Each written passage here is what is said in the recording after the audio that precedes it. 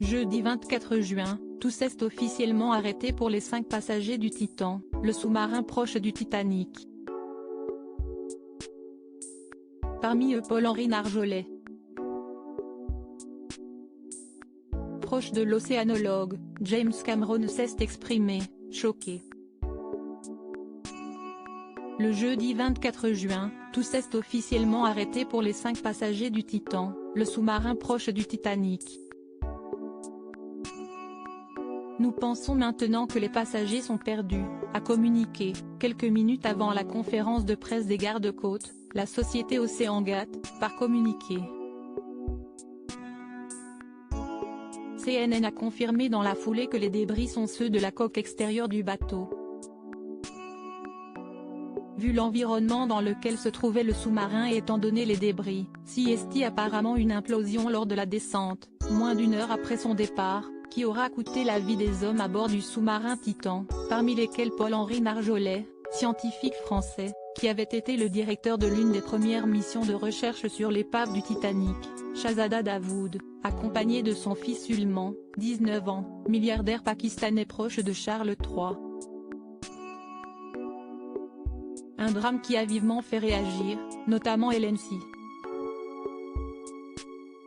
Une situation qui a retenu l'attention du monde entier durant quelques jours et bien sûr celle de James Cameron, réalisateur du film Titanic. À l'instar du monde scientifique choqué et triste de perdre l'un des siens, en la personne de Paul-Henri Nargeolet, James Cameron était lui aussi proche du Français passionné par le Titanic depuis de nombreuses années. CST sur ABC News que l'Américain s'est exprimé, se disant choqué et frappé par des détails qui font froid dans le dos. Cette zone, il la connaît mieux que personne.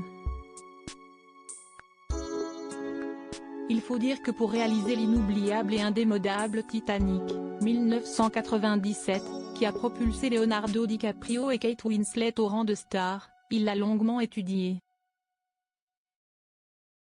Les langues se délient alors, James Cameron a pointé du doigt plusieurs erreurs et n'a pu s'empêcher d'établir un parallèle entre le Titanic et le Titan. Je suis frappé par les similarités avec le désastre du Titanic, où le capitaine était constamment alerté à propos de la glace devant son navire, et qui, a foncé à pleine vitesse dans un champ de glace par une nuit sans lune, a-t-il fait savoir.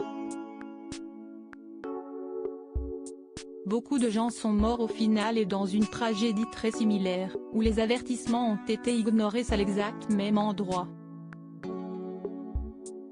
Designer en sous-marin, James Cameron a révélé que beaucoup de gens dans la communauté concernée par ce sous-marin ont écrit des lettres à la société, OceanGate, pour dire que leur travail était trop expérimental pour transporter des passagers et qu'il avait besoin d'être agréé.